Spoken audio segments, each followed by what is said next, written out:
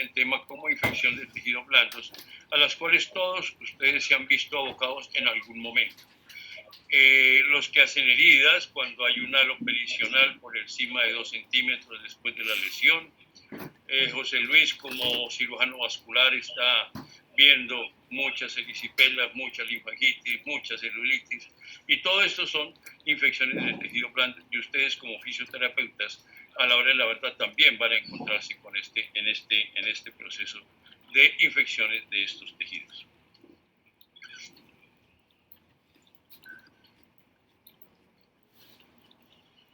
Ahora no me anda.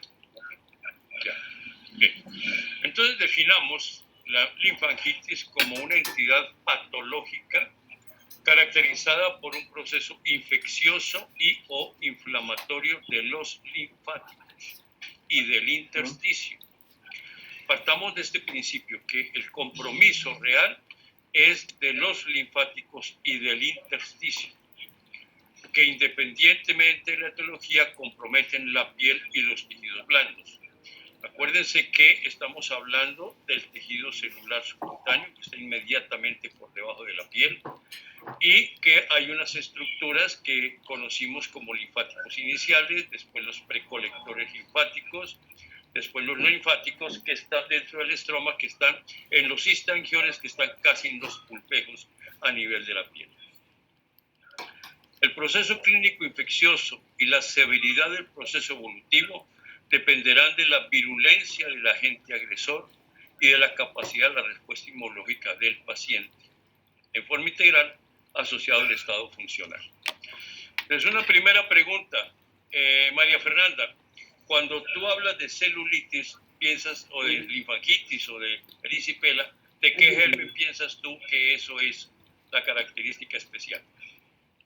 Del Staphylococcus aureus. El Staphylococcus aureus. José Luis. ¿Sí? ¿El mismo germen? Puede ser también el Staphylococcus epidermidis, ¿no? El Staphylococcus epidermidis. Y Ana María, tú como médica general especializada en toda esta epidemiología, ¿qué hablas de esto? Streptococcus. Streptococcus. Bien, entonces eso es un concepto que uno tiene conceptual de que linfangitis casi sinónimo de estafilo o estreptococo. Ya les voy a mostrar un trabajo que nosotros hicimos que en una linfangitis depende de muchos factores para que el germen que sea, puede ser desde un estafilo hasta un gran negativo tipo Enterobacter, Enterocloque, cloaque, cualquiera puede entrar a formar hasta la misma pseudomonas la causa de la linfangitis. ¿Okay? Lo único que necesita es una puerta de entrada para que entren los gérmenes y puedan ser dependiendo ya. Y lo que estamos hablando de la virulencia del agresor es cómo el germen entra y dependiendo de ese ataque fulminante que pueda, porque eso es fulminante, y cómo se pueda defender el paciente. Entonces, el paciente, y especialmente el paciente con linfedema, tiene disminuida su capacidad inmunológica para defenderse. Por eso, tantas recidivas de linfangitis en los pacientes con linfedema. Entonces, es un proceso de aparición súbita. Es un proceso evolutivo de rápida progresión que puede transcurrir desde una lesión menor, localizada y difusa de un área de 2 centímetros, comprometiendo además el sistema linfático, piel y tejido celular subcutáneo, hasta una lesión necrotizante severa asociada a un compromiso sistémico. O sea, yo puedo tener una lesioncita pequeñita, como puedo tener una masacre en una extremidad siendo la misma enfermedad. Quiere decir que esa virulencia de germen es la que me va a producir el ataque virulento. Y por eso hablamos de una infección de aparición súbita. Nosotros podemos estar, cualquiera de nosotros, en este momento bien y de pronto empezar a sentir frío, escalofrío, adinamia y me postra eso. Yo voy a un servicio de urgencias y me dicen, no, señor, usted tiene una virosis, cuídese, tome aspirina y vaya para su casa. Y al poquito tiempo le va a aparecer ya las manchas o la mancha o la región, la inflamación de la hermis, que es la que nos va a producir ya el cuadro clínico como tal. Hay unos factores bastante importantes que hay que considerar y voy a hablar de las zonas geográficas de impacto en los países tropicales, en donde prima el papel del clima, la altitud, la temperatura, la humedad y las características topográficas de la zona. Cuando ustedes vengan a Bucaramanga, acuérdense siempre cuando vengan en el avión y digan ya estamos a 10.000 pies y vamos a empezar a descender para aterrizar, siempre vean la tierra. La tierra nuestra es una tierra seca, árida. Ustedes van a ver montañas rojas. Montañas rojas no es lo bonito de lo rojo, es lo seco de la tierra, ¿ya? Es una tierra muy árida, muy seca. Nosotros tenemos en este momento en nuestra área metropolitana 3 millones de habitantes promedio, estamos a 1.000 metros de altura.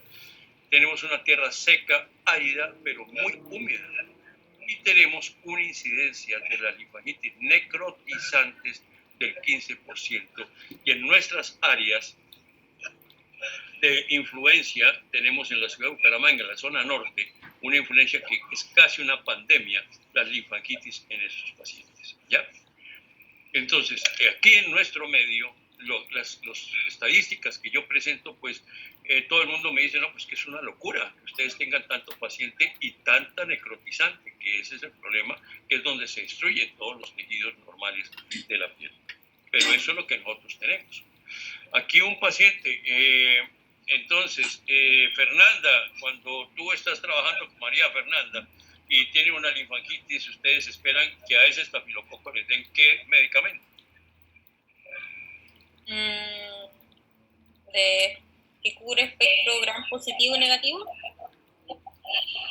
Por lo general les dan penicilina, ¿ya? O derivados penicilínicos, esa es la fórmula de ataque normal, es la penicilina o sus derivados penicilina. Sí, amoxicilina. Jessica, ¿ibas a decir algo? No, doctor. Ok. Entonces, aquí en Bucaramanga, lo que les digo, aquí la penicilina, benzatílica, cristalina, los derivados como la oxaciclina, toda esta serie de drogas, aquí no les hacen ni cosquillas a los pacientes. Los pacientes son los que nos llegan a nosotros, remitidos del Hospital del Norte ya en la fase necrotizante, después de haber pasado por la penicilina sin que le hubiera hecho ni siquiera cosquillas al germen del antibiótico. Entonces, las infecciones de piel y de tejido blando son las causas más comunes de consulta médica en los servicios de urgencias y contingencia externa en nuestro medio. Nosotros tenemos unos altísimos costos en salud por esta patología, por las manifestaciones clínicas y por sus secuelas. A nivel internacional, por las diferentes guías nos hablan de una incidencia de 10 a 100 casos por 100.000 habitantes, o el 1 al 14% de las consultas de un servicio de urgencias. En Estados Unidos se habla la tasa de incidencia de 24.6 por 1.000 personas año de incidencia de linfangitis, que no es nada despreciable esta enfermedad. Esta enfermedad yo la llamo la enfermedad del teléfono, porque al doctor José Luis con toda seguridad lo han llamado los amigos y le dicen, oiga José, es que tengo como fiebre, escalofrío y tengo una cosita roja en el pie, ¿qué hago? Entonces José le dice, exactamente, eso es una linfangitis necrotizante, ¿ve? Entonces José Luis le dice, póngase una penicilina y nos vemos la semana entrante. Ya cuando llega la semana entrante llega como esa foto, eso es una necrotizante. ¿Ya? Son pacientes que terminan en cirugía, que terminan con toda con toda una envergadura quirúrgica bastante grande y con secuelas que son muchas veces irreversibles. Él le puso sistema VAC de presión negativa. Sí, doctor. Sí, Celso puso. Ok, bien. Entonces, los nombres que van a aparecer en la literatura médica son estos: celulitis, te va a aparecer erisipela, te va a aparecer linfangitis, estreptococia eritematosa, linfangitis erisipeloide, te va a aparecer la SAI, que es Skin Acute Infection, la SSTI, que es la Soft Skin Tissue Infection, la SSI, que es la Soft Skin Infection. Y aparece hoy como las infecciones de tejidos blandos en la literatura americana. Y este fue el nombre que acuñaron estos son el nombre que acuñaron los chinos cuando hicieron su Congreso Mundial en Beijing. tratando de que todo el mundo hablara con este solo nombre para ponernos todos sobre el mismo tapete. Dermatolinfangioadenitis. Entonces, Ana Liliana Mozo, que hace rato que no habla doña Liliana, ¿usted le ha dado la seca? ¿Usted sabe qué es la seca? No, ¿No? ¿No sabe qué es la seca? no. Andrea. Andrea No, Bendaña. No, doctor. ¿No? No, o sea, no. Sí lo he escuchado, pero creo que no lo asocio a nada. Entonces, no sé. A ver, Ana María, ¿qué es la seca? Los pacientes le llaman la seca cuando hay adenopatías asociadas a algún proceso infeccioso. Exactamente. Entonces, eso es la seca, es una linfangitis que se presenta normalmente en los uñeros de los deditos, que se le destapa a uno y le sale aquí un coloradito en el borde de la uña y molesta. Ese día ustedes se pegan 10 veces, 20 veces, porque ahí se da uno cuenta de todos los traumatismos que uno tiene con sus estructuras del cuerpo, que uno no las siente, pero cuando usted tiene un proceso infeccioso, lo siente todas las veces que se tocan. Y transcurre a través de los linfáticos, sigue los troncos de los colectores y llega hasta los ganglios de la axila o del pie. Y por eso es la inflamación de la piel, la inflamación de los linfáticos y la inflamación de los ganglios a donde esa corriente desemboca.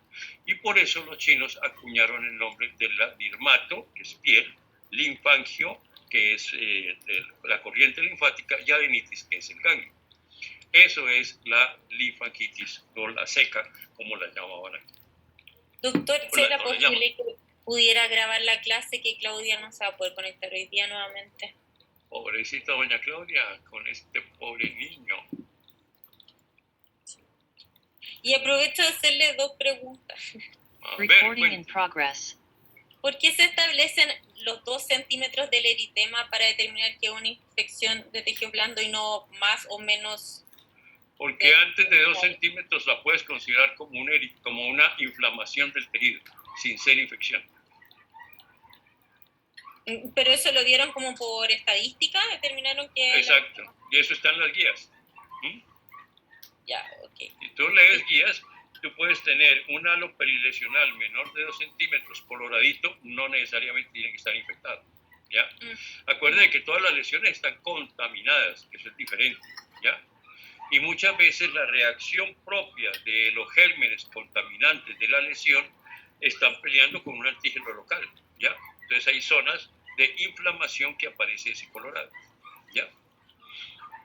Sin ser infección. ¿Ibas a decir algo, José Luis? Ok, la segunda pregunta, María Fernanda, ¿viste que 2? Sí, es que el compañero hace un ratito mostró la imagen que muestra una linfangitis necrotizante, ¿cierto? Pero la ubicación igual es semejante al pioderma gangrenoso, por ejemplo.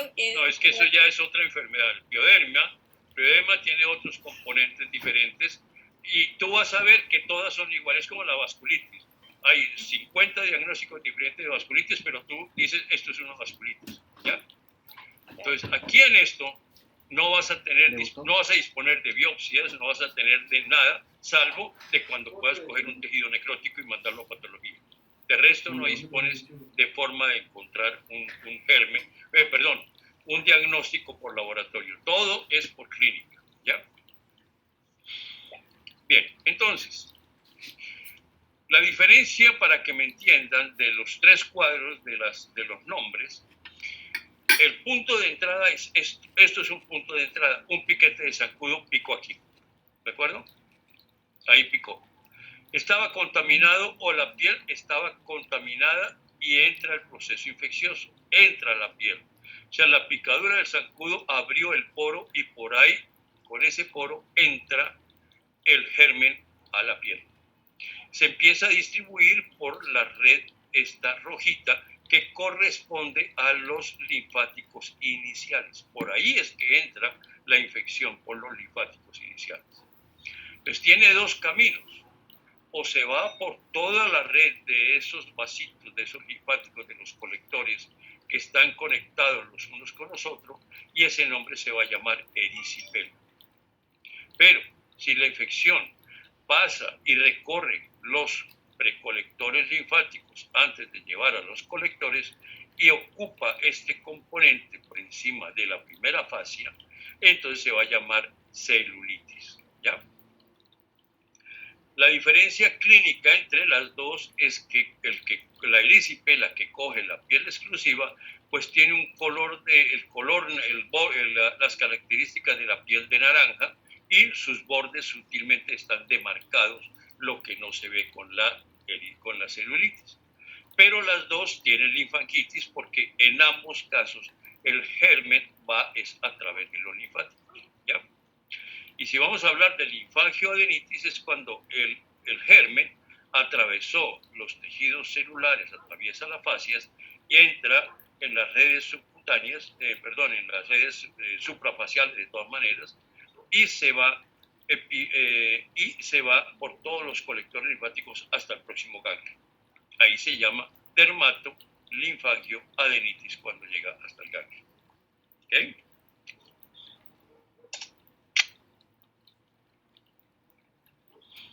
Bien, ¿qué me va a influir a mí? Entonces es muy distinto, por ejemplo,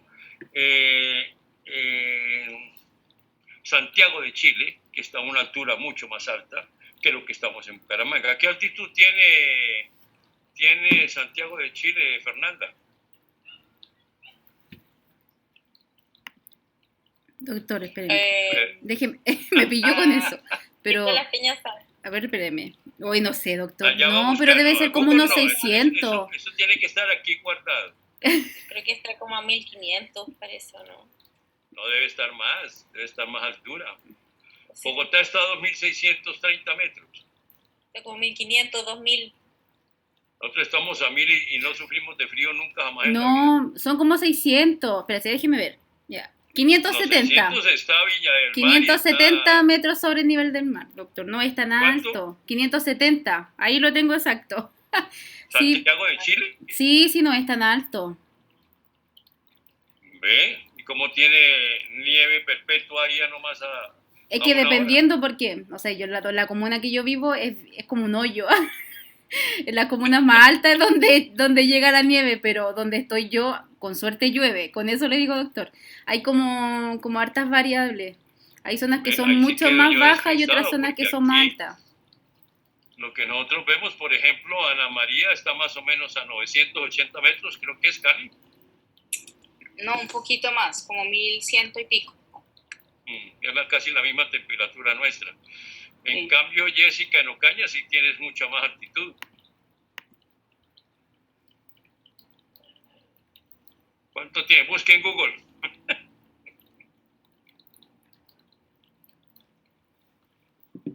En Aguascalientes sí es calor, ¿no, José? Sí, es calor seco, doctor. Estamos como a 1700 metros. Vean. Y es tierra caliente, pero caliente. Y así le toca a uno salir con ventilador. Y eso que no es de los calientes en México. Bueno, entonces lo otro es la temperatura. Allá tú, Andrea Ariotti, en Venado Tuerto. ¿A qué altura estás de nivel de mar? Lo googleé, doctor. ¿Ah? 111 metros. 111 metros nomás. Venado Tuerto también está como en un pozo. Y todas las tormentas como que nos pasan por arriba. Y no les cae el agua a ustedes. La tormenta fuerte siempre es alrededor y acá no. Vea, para que vayan aprendiendo todos cómo es la tierra. Bien, entonces el clima, la temperatura, el nivel socioeconómico, la higiene de la casa, de la persona, el cuidado personal. Dentro de las patologías asociadas, la obesidad, la diabetes, el alcoholismo, la inmunosupresión, las tiñas interdigitales, la linfangitis a repetición son causas predisponentes para la presencia de esta patología. Los traumas, cualquier trauma de pie o picadura de insecto, cualquier escoriación, cualquier quemadura, todo es susceptible de los gérmenes que entre cualquier germen y se vuelva un proceso infeccioso. Con respecto a la enfermedad venosa, todo lo que represente ya insuficiencia venosa crónica con C3-4, o sea, varices y el fleboedema y la lipodermoesclerosis, especialmente ella, el C5, C6, que ya es la úlcera abierta o la úlcera cerrada, la trombosis venosa profunda cuando ya tiene el síndrome postrombótico instaurado, que es una pierna linfedematosa de por sí. Las heridas quirúrgicas son susceptibles de infección. La aplicación de polímeros que estamos viendo ahora, sobre todo aquellas señoras que por parecerse a la reina Ati, ¿se acuerdan allá de la lipedematosa egipcia? Que quieren parecerse a ella y se ponen los polímeros en las nalgas. Ese polímero va decantando y va cayendo en el tiempo hasta que llega a la región poplitea o a la región de los músculos de los gemelos, pues en la grasa, y allí ya se deposita y empiezan a hacer reacciones inflamatorias, y tenemos bastantes casos de linfangitis a repetición ya por los polímeros residuales que quedan en ese sitio, que fueron aplicados en la región glútea y descienden hasta la pierna. Todas las zonas de radioterapia serán siempre susceptibles de procesos infecciosos, las micosis, las tiñas interdigitales y obviamente las linfangitis previas en todo este proceso. Es un proceso inflamatorio o infeccioso, como les digo, de aparición súbita, de evolución progresiva y abrupta, que se inicia primero con el compromiso sistémico y a las pocas horas va a aparecer la manifestación local. Eso es lo que caracteriza, María Fernanda, la diferencia de las demás patologías, ¿ya? Que tú estás muy bien y haces un malestar general y a las 3 horas aparece el color, o a las 6 o a las 12, ¿de acuerdo? Eso es clínicamente lo que nos hace pensar que el paciente tiene exclusivamente una linfadenitis. ¿Cuáles son los síntomas? Entonces, los síntomas que nos van a aparecer son la fiebre, el escalofrío, la dinamia, el malestar general. Eso es la sensación normal, propia de algo que está pasando en nuestro cuerpo con un antígeno que entró. Vamos a manifestarnos con calor, ardor, quemadura y dolor en la zona comprometida, y tenemos ya como signos que aparecerán horas después el eritema, el dolor, la induración, el edema y ocasionalmente la presencia de esos bordes sutiles. ¿Quién nos enseñó esto? ¿Quién se acuerda? A ver, Ana Liliana Mosso.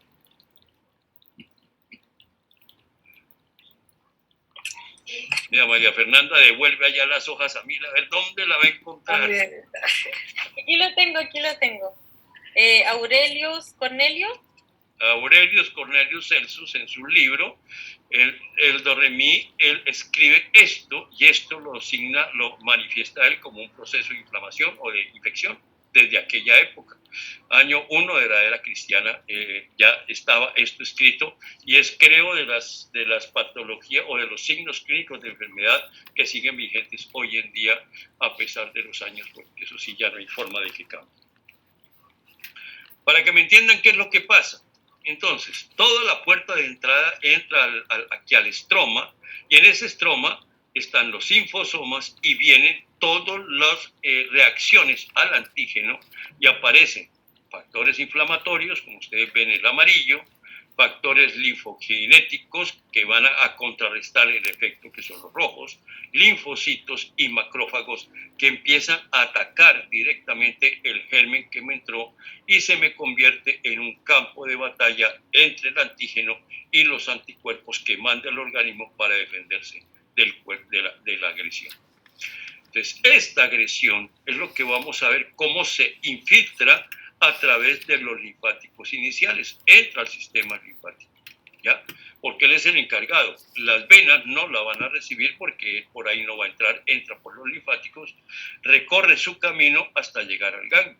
Aquí se depura, se limpia, y además de que los antibióticos estén haciendo su efecto local aquí, cuando llega a los ganglios acaban de destruir o de eliminar el germen que entró. Eso es la historia propia de las linfangitis, para que me entiendan de qué estamos hablando, ¿ya? Entonces, este es un esquema muy directo de la enfermedad linfática en procesos infecciosos. Entonces, volvemos al cuento que les había contado. Esta era la otra, se me ha olvidado mostrar en la primera, Esta rojita es con todos estos linfáticos iniciales que están intrometidos ahí, que corresponden acá, donde viene el proceso inicial de la inflamación, y por eso la piel duele tanto en la zona de la linfangitis. Bien, entonces viene cómo se defiende el cuerpo. Entonces el cuerpo se va a defender con inflamación, pues va a defenderse de la inflamación, del calor, del edema, de la induración y del dolor. Y esto se produce por respuesta inflamatoria local, que ya les mostré cuál es la reacción. Hay una vasodilatación vascular por aumento de la permeabilidad capilar, que van a salir más líquidos al estroma y me hace un aumento de la temperatura. El compromiso de los conductos linfáticos, entonces empiezan a haber procesos de endolinfangitis, perilinfangitis, y esto quiere decir que el germen se deposita dentro de los linfáticos iniciales.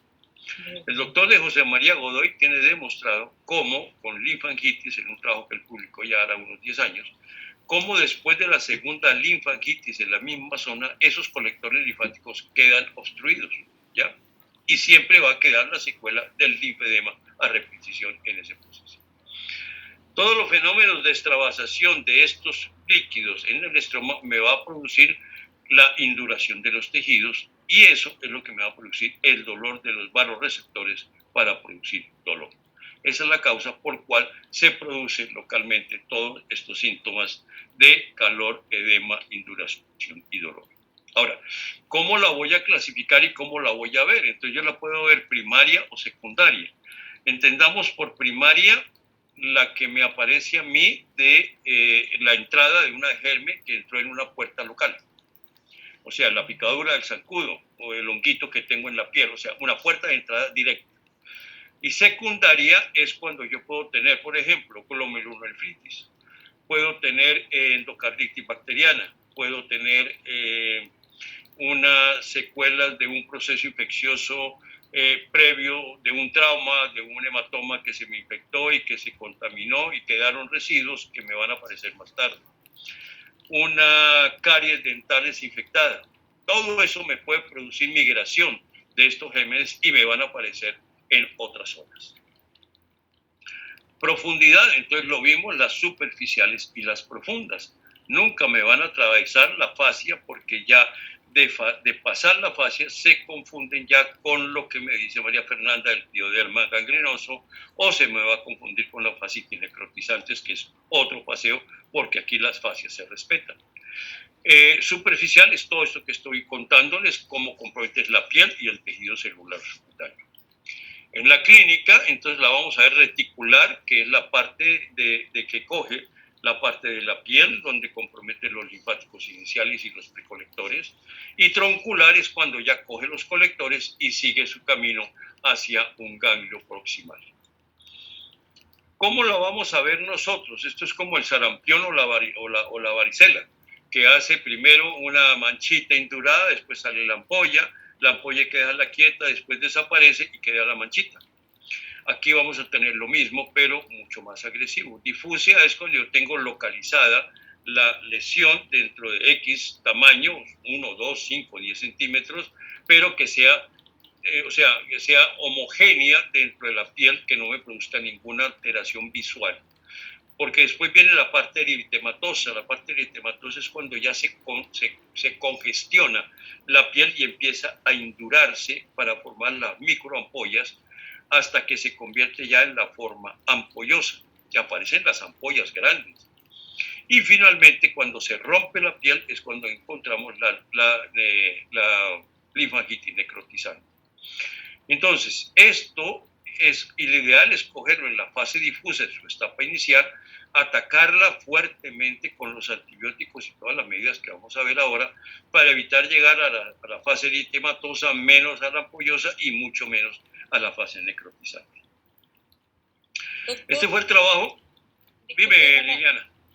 Una pregunta, cuando es necrotizante, ahí igual compromete más allá de la fascia, o siempre se respeta. No llega a la fascia. ¿Ya? Por eso te digo, esa es la ventaja, esa es la diferencia con la fascitis necrotizante, que se llevó todo, o el pioderma gangrenoso también, que se lo come todo. ¿Ya? Esta llega exclusivamente hasta la fascia y uno cuando lleva cirugía deja la fascia íntegra, indemne, porque no la ataca. Este es el trabajo que nosotros publicamos aquí en la Foscal, ya varios años, está publicado en la revista Linfología como órgano oficial de la Escuela Argentina de Linfología de la AMA, y publicamos esto donde buscamos específicamente entre los agentes etiológicos las bacterias. No tuvimos virus, no tuvimos hongos, no tuvimos parásitos, y lo hicimos en los pacientes que tuvieron fase necrotizante, que pudimos sacar tejido para mandar al laboratorio. ¿Qué tejidos, qué bacterias encontramos? Los estafilococos, aureus, piógenes, todos los estreptococos del BCG, el estafilococo de epidermidis, como dice José Luis, y encontramos todos estos: Escherichia coli, Pseudomonas aeruginosa, los Proteus, Serratias, Klebsiella, Enterobater cloacae y Enterococcus fecalis. ¿Por qué puede entrar un enterococo o un Enterobacter cloacae a una linfangitis? A ver, Adriana Helves, ¿cómo te imaginas tú que entra un germen de esos para producir esa masacre? Creo que por andar descalzo. Andar descalzo, exactamente. Entonces son zonas muy contaminadas, en zonas de depresión, en donde el aseo del área, de las calles, de la casa, pues no es el ideal, y por ende, y usar chancleta, y si tú tienes unas lesiones pequeñitas, tipo callosidades, tipo escoriaciones de la piel, la pones en ese sitio, eso va a ser la causa. Ahora, si tú tienes las mismas lesiones, esas lesiones en la piel, y tienes la enfermedad, antecedentes de linfangitis, que te empezó a dar la segunda, la tercera, y empieza a desarrollar el linfedema, o tienes una gran úlcera venosa que no te cierra, ¿tú qué tienes que decirle al paciente de cuidados en su casa con respecto a estas posibilidades de los enterococos o de los elementos los gérmenes más agresivos que están en los animales? Primero, pues que haya un buen aseo en cuanto a su alrededor, que haya una muy buena higiene también de su pie.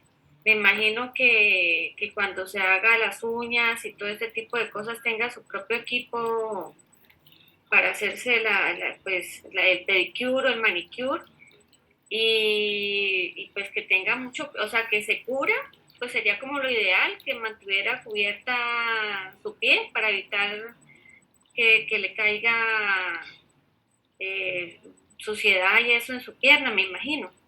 Correcto, no, esas son las indicaciones que uno tiene que darle a todo paciente.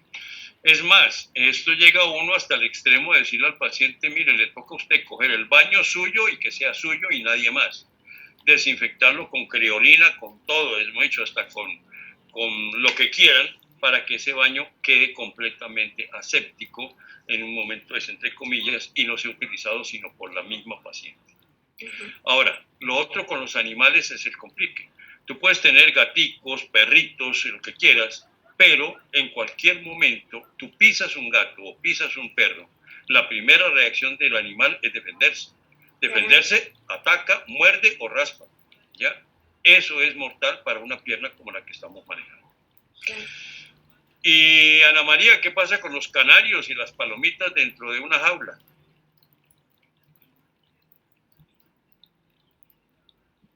¿Qué pasa dentro de una jaula? Pues si están en la jaula no pasa nada. El problema es cuando les cambian el papel que tiene la materia fecal allí, la disposición de ese papel a un tarro de basura que esté lejos de... Hay gente que tiene el tarro de basura al pie de la nevera, por ejemplo, porque esté en una área externa, y el lavado, pues, súper bueno de las manos.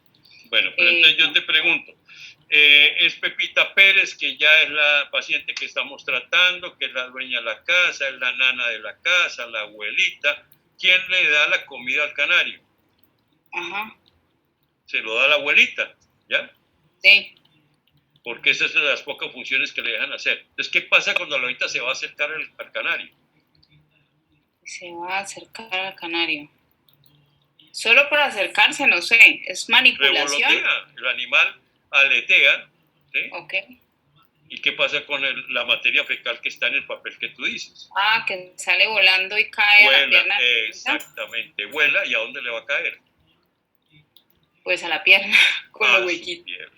Entonces, todo eso tiene uno que pensarlo con los pacientes que son de difícil manejo, ¿ya? O que son muy susceptibles a este tipo de enfermedades e infecciones.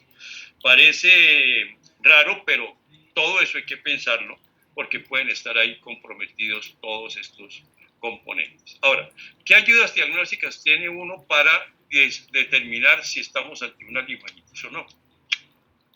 El hemograma te va a decir que hay una leucocitosis por aumento de neutrófilos, punto, no te da más. La velocidad de sedimentación va a estar aumentada necesariamente porque tenemos un proceso infeccioso o inflamatorio.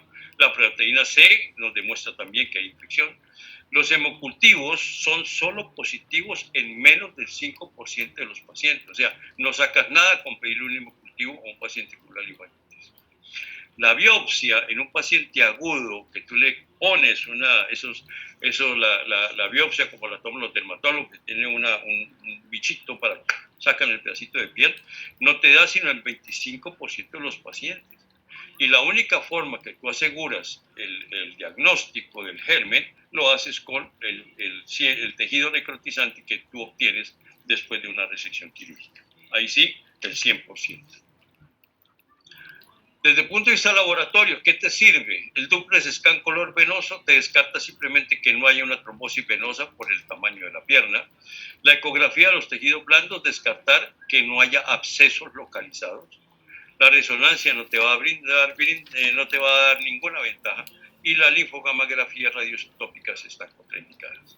En conclusión, la única forma de manejo clínico y diagnóstico de la linfangitis es la malicia indígena, es papá, lo que yo sé y cómo lo voy a manejar, y se hacen tratamientos empíricos. Entendamos por tratamiento empírico en manos médicas, es el tratamiento que se hace con antibióticos sin tener un antibiograma que me justifique qué es el germen y cuál es la droga ideal para atacar. Eso se llaman los tratamientos empíricos y nosotros en este caso tenemos que tener un tratamiento protocolizado empírico que también tiene sus modalidades, como vamos a ver más adelante. Entonces, la linfangitis va a ser un proceso infeccioso que puede llevar a serias complicaciones y muchas de ellas, no algunas, casi todas son irreversibles. Se requiere de un manejo y un esquema terapéutico protocolizado, precoz e individualizado, y eso lo dice la Organización Mundial de la Salud, sobre todo en países como África, en zonas de bastante riesgo, donde hay pobreza, donde no hay la posibilidad de un buen tratamiento médico, es tratar de hacerlo lo más rápido posible, de acuerdo al protocolo que tengan y en forma individualizada. Y el tratamiento va dirigido no solo al proceso agudo, no solo es quitarle la fiebre y decirle, bueno, ya, listo. No, es evitar las complicaciones, las secuelas y las recidivas de la enfermedad. ¿Ya? Ese es el objetivo del tratamiento. No es simplemente, vaya, tómese esto y nos vemos dentro de 15 días y espero que esté bien. El tratamiento de la Organización Mundial de la Salud, les decía, son 3 fases. La fase 1, que es una fase inmediata, que es un manejo de ataque, un manejo agresivo. La fase 2 es un manejo inmediato, multidisciplinario. Y la fase 3, un manejo tardío de soporte de sostén. O sea, que en otras palabras, una linfangitis es otro matrimonio chiquito por tiempos para que el paciente no quede con secuelas. ¿Qué hacemos nosotros en el protocolo que nosotros manejamos y en el complejo médico buscar? Esto que ven aquí es ambulatorio y hospitalizado. El 1, el 2 y el 3 es lo que acabo de mostrarles de la Organización Mundial de la Salud. Sine qua non, drenaje postural. Si ustedes tienen un paciente con linfangitis, le dan tratamiento y le dicen vaya para su casa, el paciente sigue caminando, el agua que va a tener dentro del estroma no va a dejar que los antibióticos ni las medidas locales le sirvan porque el agua va a ser mayor. Entonces, el drenaje postural de evacuar los líquidos va a ser grande. Necesitamos líquidos parenterales y compresas frías en el entorno de la pierna. si yo lo tengo en el servicio de urgencias, lo voy a hospitalizar o mandado a casa para que se pongan compresas frías alrededor de la pierna. Eso sería pues paquetes de hielo, como los venden, paquetes fríos, para que lo manejen en su casa, darle una cierta frialdad, que eso va a compensar mucho la sensación del dolor y de la inflamación. Obviamente evitar las zonas de contacto, o sea, paciente con una gran pierna que tenga un linfedema, tratar de que eso no quede en contacto de presión directa, porque esto le va a doler mucho, esas zonas de contacto. Antibióticos, tenemos esquemas muy bien establecidos, que ya los voy a contar. Usamos medicamentos linfoactivos porque tenemos que empezar a cerrarle el esfínter de la vena para que no me drene más agua hacia el espacio intersticial. Activo los linfáticos y hago que la proteólisis active, y eso por eso son positivos de manejarlos en esta fase aguda del proceso. Utilizamos la vitamina C como protector endotelial y a su vez como para mejorar las características de la piel que vamos a tener en ese momento. Usamos, de acuerdo a los protocolos del CHEDS, heparinas de bajo peso molecular si no lo voy a hospitalizar, y si el paciente tiene más de 40 años y lo voy a mandar a su casa de drenaje postural, tengo que también poner las heparinas de bajo peso molecular como profilaxis de las trombosis venosas profundas. Utilizamos los ciclos de corticoides cortos de una sola dosis, con decadrón en este caso, para una sola dosis como tratamiento. No sé si José Luis en su tratamiento allá les dan al paciente corticoides. Ciclo de una dosis, monodosis o ciclos cortos. No, es una dosis de depósito, como el Cronoleve, la betametasona. Exactamente. Entonces, ese es el ideal que nos va a ayudar a todo este proceso infeccioso que tenemos. El manejo de las flictenas, de las ampollas, cuando ya son grandes, las pinchamos, o sea, pinchamos la aguja con una aguja estéril, obviamente recién sacada que puede ser de una jeringa. Pinchamos las ampollas, pero no retiramos el pellejito, lo dejamos ahí, que nos va a servir de protector de la piel que está por debajo de la ampolla. Simplemente drenamos ese líquido y dejamos encima la ampolleta, la piel de la ampolla, para que nos proteja el que viene. Usamos nosotros inicialmente vendajes puntosos. Esos vendajes puntosos contentivos, ya les voy a mostrar qué son, con 10 milímetros de presión, y después pasamos a vendajes elásticos con gradientes de presión empezando de 15, de 20, y vamos ascendiendo a llegar hasta 40 milímetros de presión, pero ese vendaje contentivo, ya les voy a mostrar qué lo hace ser un vendaje contentivo. No es que yo vaya a poner el vendaje elástico sobre la piel, ¿ya? Doctor, cirugía, dime. Una pregunta, volviendo a lo de las flictenas, del manejo de las flictenas, bueno, que yo lo veo en quemado, no sé si era lo mismo, pero al pinchar la flictena, ¿no corre el riesgo de volver a tensionarse, volver a inflarse? Porque nos pasa cuando llegan pacientes que han pinchado la flictena y no la destechan, que llegan de nuevo bien tensas, bien como un globito de nuevo, llenas de líquido adentro. ¿No pasa en este caso? No, a nosotros no nos pasa. O sea, la ampolla pinchada es una ampolla ya que desaparece. Y es más, el bordecito se va necrotizando solo, y cuando uno las lava, porque el lavado de la curación es simplemente la solución salina a chorrito, no es raspar. Eso uno con el chorro del agua de la solución salina es la que va debridando. Eso se llama una debridación mecánica, ¿ya? El doctor Madiel Trinidad, por ejemplo, allá compañero de José Luis, él tiene tiene patentada una bomba para uno introducirle la solución salina, y él tiene predeterminado la presión, el chorro, calibre y todo, y con qué presión es que barre los tejidos con esa bombita que él tiene diseñada, patentada ya a nombre de él. Bien, en caso dado, por ejemplo, que llevamos a cirugía, entonces usamos el sistema de presión negativa, que aquí se conoce como sistema VAC, que fue el primero que salió, como lo mostró ahorita José Luis, y lo usamos mucho. Pero ya le voy a mostrar un secreto a José Luis para que me quede debiendo un pozole grandotote. Ya después le voy a contar cuál es el secreto para el pozole. Y ya en la fase final, entonces vamos a usar el drenaje linfático, vendaje multicapa, los ejercicios biológico-kinéticos. Cuando ya podamos ponerle la media, le ponemos las medias. E igualmente empezamos de una vez el manejo de las comorbilidades, por ejemplo, de la obesidad, por ejemplo, del hipotiroidismo, de todas las demás patologías que pueden estar asociados a su enfermedad linfática. El esquema de antibióticos que nosotros usamos, tenemos antibióticos de primera línea, como decimos, segunda línea, tercera línea. Nosotros, o yo, soy de los que pienso que debemos empezar por los básicos, pero como les digo, aquí lo que es penicilinas, oxaciclinas, amoxicilinas, a nuestros gérmenes en Bucaramanga no les hacen cosquillas. La cipro, ya sabemos todos que me imagino que en México también está ya mandada a recoger por la alta resistencia que tiene, más del 70% en todos los gérmenes, la cipro. Siempre una droga muy buena, pero eso se convirtió en una droga de uso en la comercial, en las droguerías, que todo el mundo llegaba a tomar cipro por todo. Entonces, hoy hay una altísima resistencia al cipro, que es, creo, el 70%. Entonces nosotros utilizamos una combinación, siempre hago biconjugados, nunca me voy con un antibiótico solo, voy biconjugado con surfactana, ampicilina más clindamicina, esa es nuestra dosis de ataque.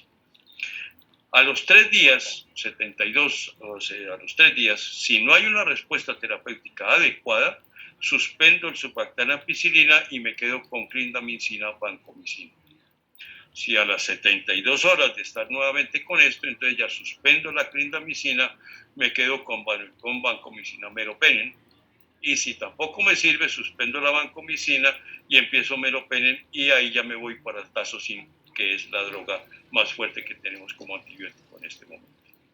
Entonces, desde el punto de vista nuestro práctico, solamente 2 pacientes hemos llevado a tazocin.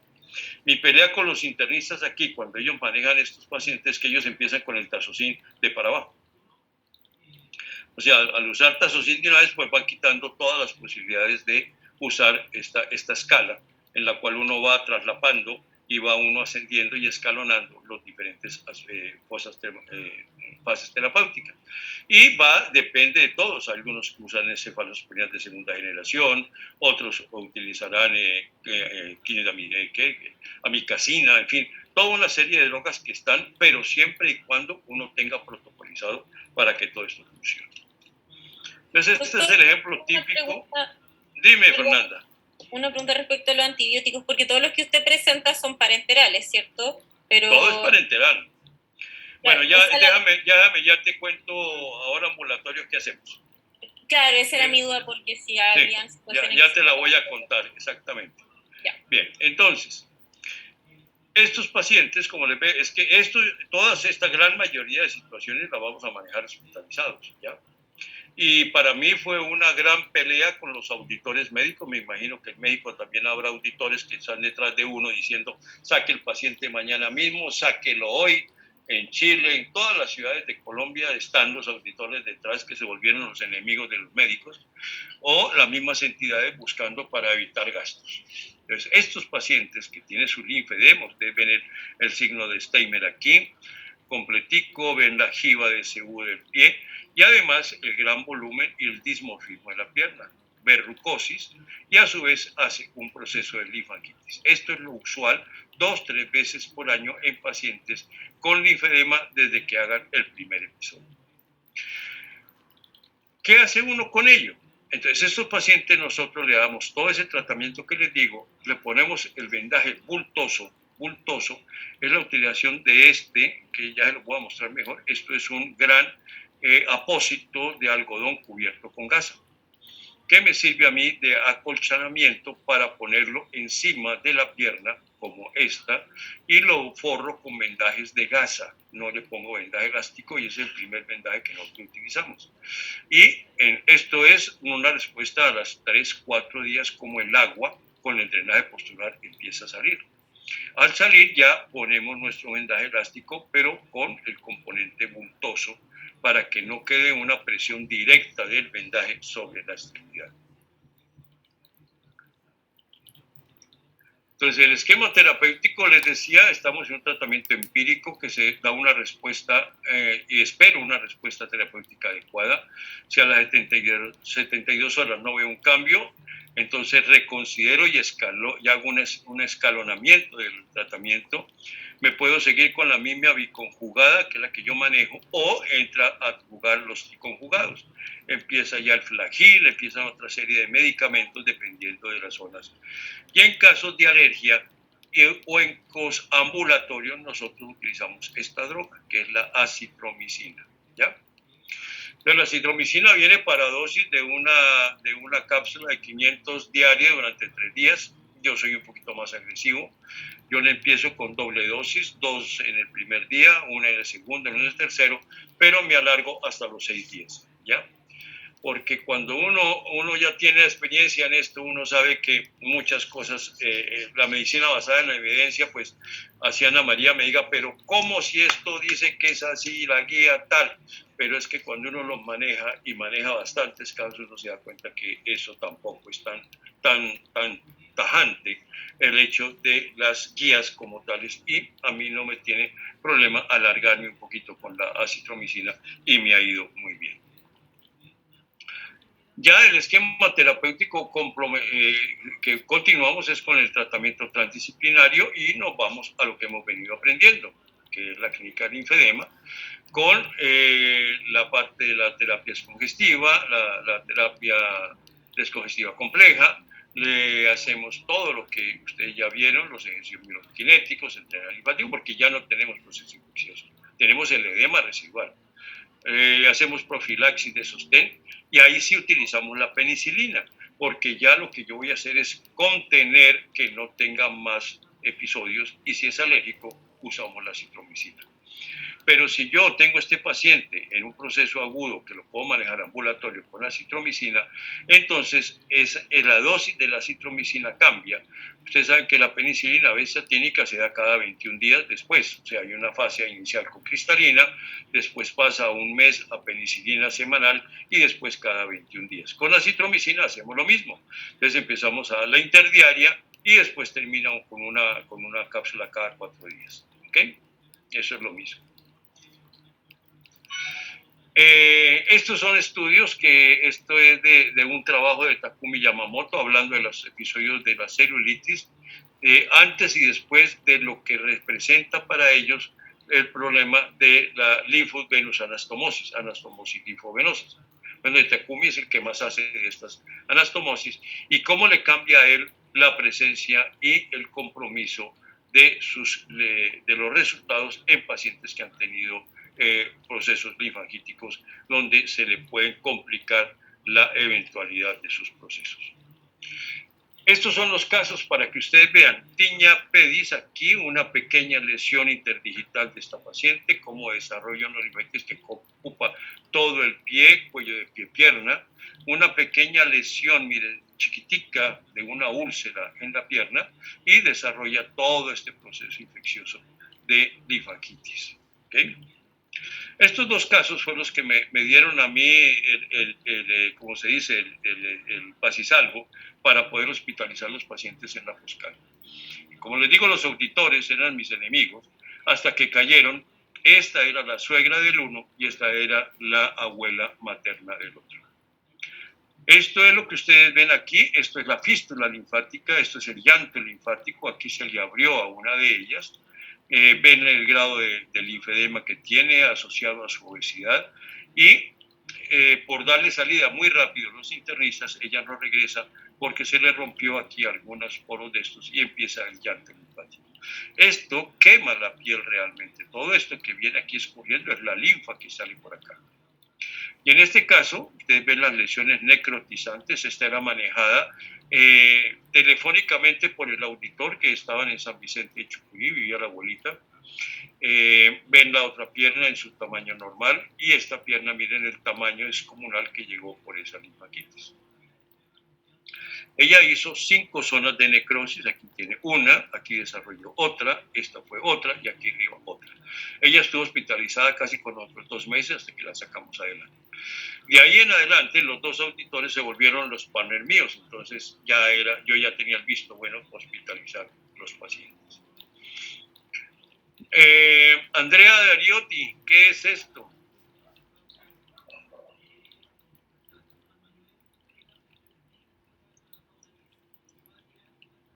Tejido necrótico, ¿no? No, esto que estoy señalando de ahí. No me sale el nombre, pero no me sale cómo decirlo. Gusanitos. Esto. Las miasis. ¿Ya? Bueno, esto es miasis. Estos son los gusanos que nacen en los tejidos necróticos que llevan mucho tiempo metidos dentro del cuerpo humano. ¿Ok? Este es un señor que tenía un linfedema. Ustedes ven el volumen de la pierna. Él tenía su enfermedad discapacitante desde el punto de vista de ambulación y vivía en una casa de piso de tierra pisada, como se dice, y él se arrastraba y él, obviamente esto era el contacto de él con la piel, con la tierra. Entonces, desarrolla la linfangitis, entra en proceso necrotizante, se muere la piel, le sale la miasis. Ese paciente, pues obviamente ya les contaré, lo llevamos a cirugía, hicimos todo un proceso de varios meses de tratamiento. Bueno, aquí está. Entonces lo llevé a cirugía, lo debridé, pasamos esto, ustedes ven aquí la tibia, cómo quedó la tibia casi expuesta con su periostio, sacamos todo. Aquí nos cabía pues un balón pequeñito en el tamaño de esto. Entonces don José Luis aquí viene para que me pague con un pozole.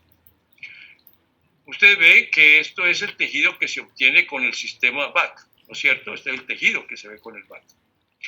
Pero si yo pongo el VAC y empiezo a ponerle vendajes bultosos con vendajes elásticos, la presión que va a desarrollar esto me va a producir que el cálister que yo tengo que llenar normalmente en 48 horas, lo voy a cambiar 3 veces al día, de la cantidad de agua que sale en el sistema VAC, ¿ya? Entonces la granulación de estos tejidos es impresionante, es como si tú le pusieras un motorcito que se llame granulador, ¿ya? Es impresionante. Y desaparecimos todo el linfedema que tenía sacándole el agua con el sistema VAC, con el vendaje.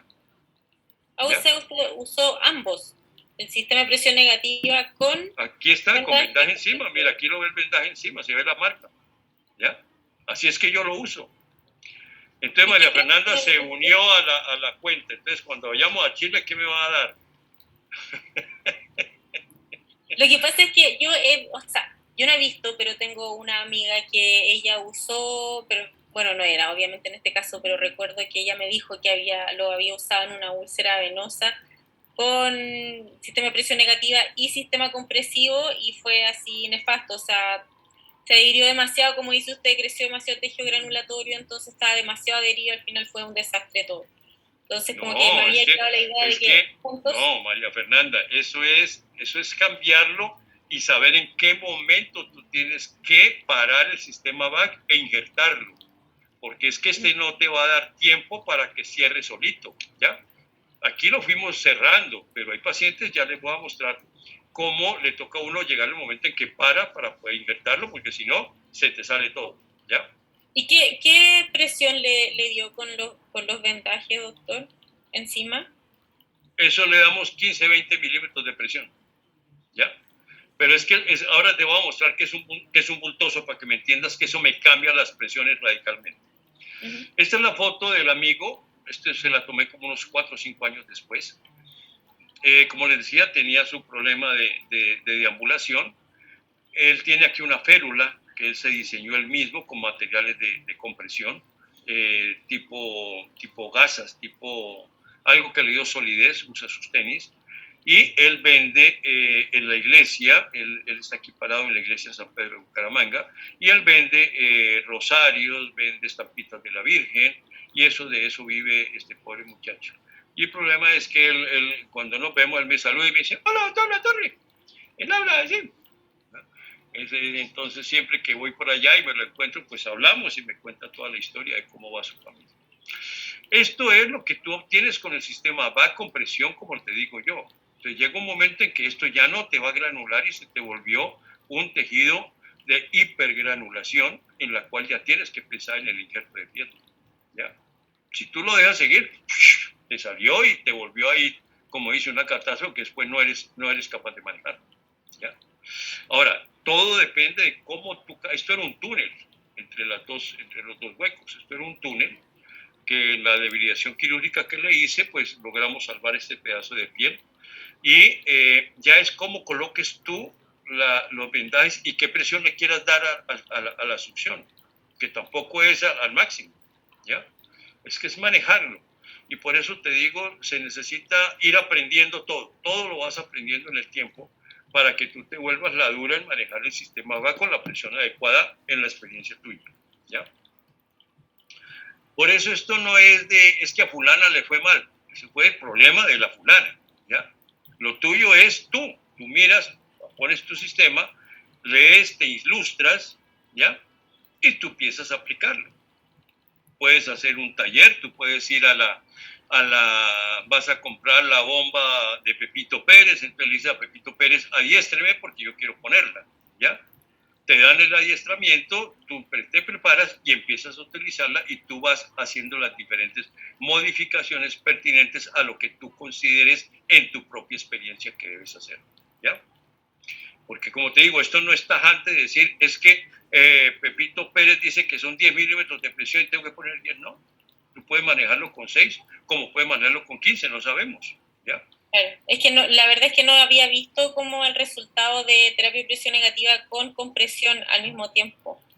Bueno, no me debe, cuando vaya a Santiago de Chile, cuando me invita, allá hablamos. Ya lo vamos a invitar entonces. Bueno, ¿qué ves aquí? Fernanda Peña. Aquí estoy, doctor. Cuénteme qué vi ahí. Se parece mucho a las lesiones que nos mostró ayer. Parece un Charles. Eso fue un Charles traumático.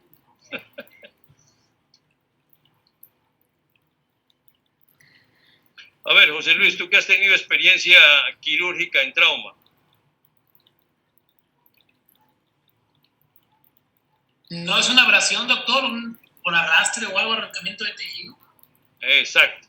¿Un deforramiento, este doctor? Él es un conductor de camión, tuvo un accidente aparatoso y en su lesión se llevó todo lo concerniente de piel, tejidos blandos, desde el cuello de pie hasta la rodilla. Todo eso desapareció y quedó alguno que otro musculito, la arteria, la vena y el hueso. No quedó más, ¿ya? Entonces venía la pregunta, me imagino, de los que lo operaron. ¿Amputamos o no amputamos? Entonces, bajo el concepto de conservación de la extremidad, de que pobrecito, que joven, porque es un muchacho joven, le hicieron injertos de pie, pues le salvaron la pierna. Pero este muchacho, desde los 6 meses, nunca pudo volver a trabajar, pues, del accidente.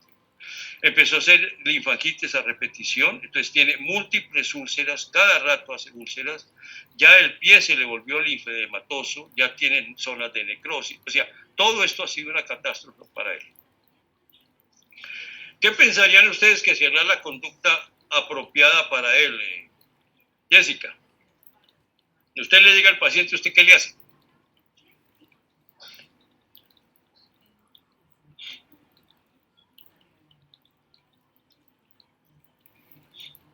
Jessica.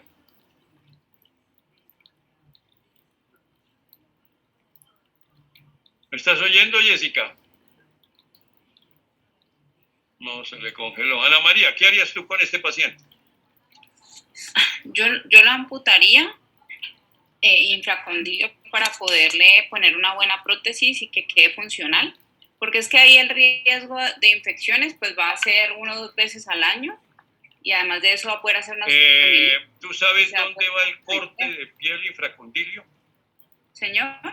¿Sabes dónde va el corte de piel infracondilio? Sí, está comprometido, tocaría entonces supra, sí, porque está muy arriba la lesión. Pero para ponerle una prótesis y que el paciente pueda rehabilitarse y aprender a manejarla, y se le quitaría ese problema, porque él de todas formas va a seguir haciendo infecciones a repetición y tiene el riesgo de hacer osteomielitis y que eso además asciende y luego tener una amputación más alta. Entonces yo pensaría perfecto. A ver, María Fernanda, tú que eres ducha en las heridas, ¿qué le harías a él? Bueno, yo igual estaba pensando lo mismo en la compañera, también por la calidad de vida del paciente, pero creo que antes de eso habría que intentar algo de lo que hemos aprendido acá, me imagino, antes de amputarlo.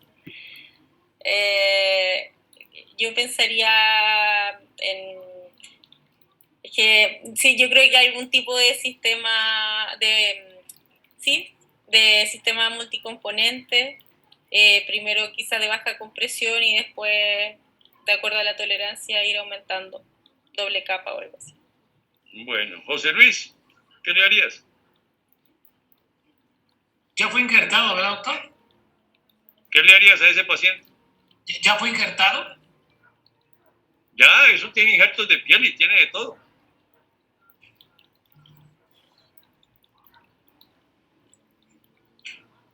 Pues el manejo radical, y pienso que no queda de otra. Exacto, esa es la propuesta que yo le tengo al paciente. Es más, él la está pidiendo. Él lleva 8 años sin poder trabajar, ¿ya? Él pide la amputación y nadie se la ha querido hacer. El problema es que él me llega a mí a urgencias, están los logos de la clínica de nosotros, él no lo deja, yo no lo puedo operar a él dentro de la institución mía. Tengo que, dentro de los convenios institucionales, mejorarle calidad de vida y remitirlo a las clínicas donde está contratada la empresa que él maneja. Y nadie lo ha querido amputar a él. Él lo vi ya la última vez, fue hace como un año, 3 veces lo he visto. Y mi propuesta ha sido la cirugía supracondilia. Él está muy joven. Por este tipo de lesiones yo tengo 3 amputados ya y hoy son mis grandes amigos, ¿ya? Porque ellos ganan vida, ganan una calidad de vida impresionante, se vuelven otra vez útiles en la sociedad, en la familia. Puede volver este señor, ¿cuándo va a poder casarse, tener su familia en forma normal? No puede, es absolutamente imposible.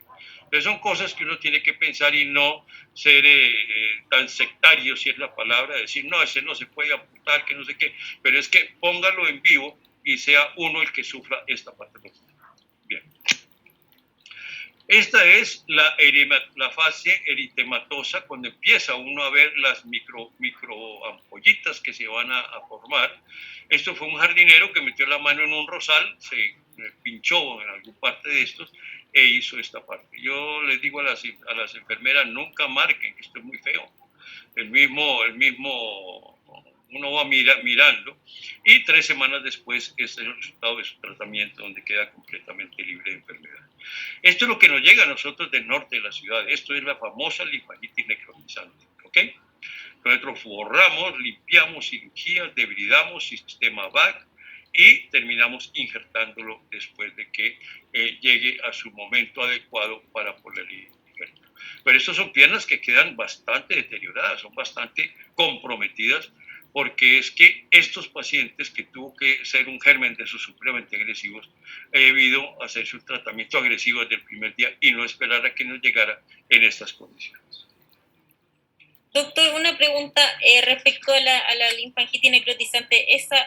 ¿Ese tejido devitalizado necrótico ocurre por el microorganismo que es anaerobio? Exacto, se lo come, se vuelve un anaerobio y se come todo, ¿ya? Es por la virulencia del germen, exactamente. Bien, esto es lo que nosotros hacemos con el paciente que me llega a urgencias. Ven que aquí tiene la forma troncular, la imagen llega, el calor, el rubor y el eritema llegar hasta arriba. Esto es lo que les digo, el entorno frío. Aquí tiene, pues son las bolsas de uromirón o de solución salina grandes con hielo para que les permita darle frío. Obviamente no en contacto directo con la piel, pero sí el entorno, posición en drenaje postural. Y a su vez, aquí tienen el vendaje de gasa. Y debajo de él está un apósito de plastia que ya les voy a mostrar qué es ese apósito de la torre que se conoce en la clínica como tal, que es este apósito.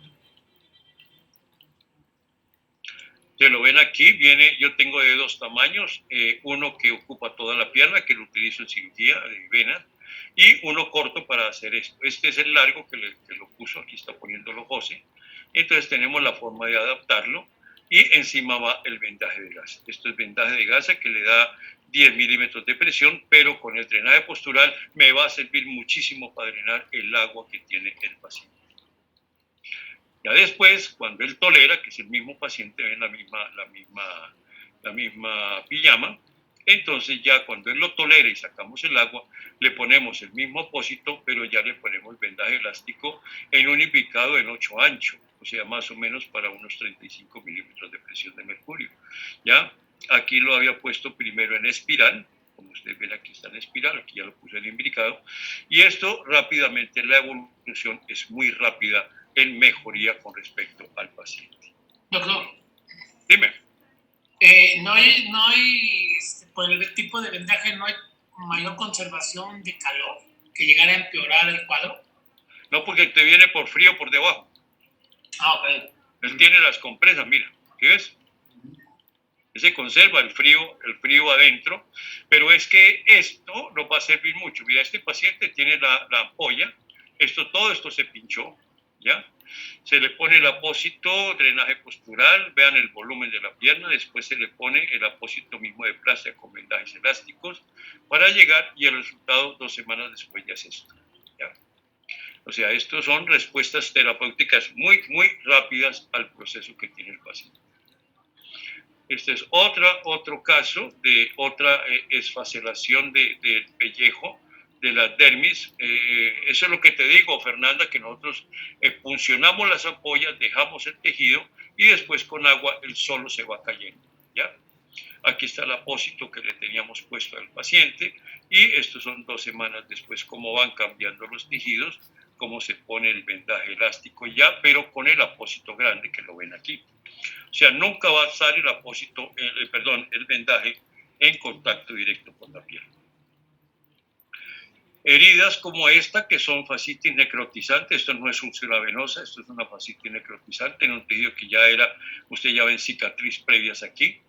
Entonces le pusimos sistema VAC, esto se limpia todo, se llama sistema VAC con los elásticos, los vendajes de gasa, y obtuvimos este tejido ya después de injertada, después de que el paciente ya granulamos totalmente, ya no va a salir epitelio por encima de esto, entonces los injertamos y se consiguen muy buenos resultados. Y por eso el plástico también que maneje esto tiene que estar enterado del proceso terapéutico que nosotros hacemos en forma conjunta con él.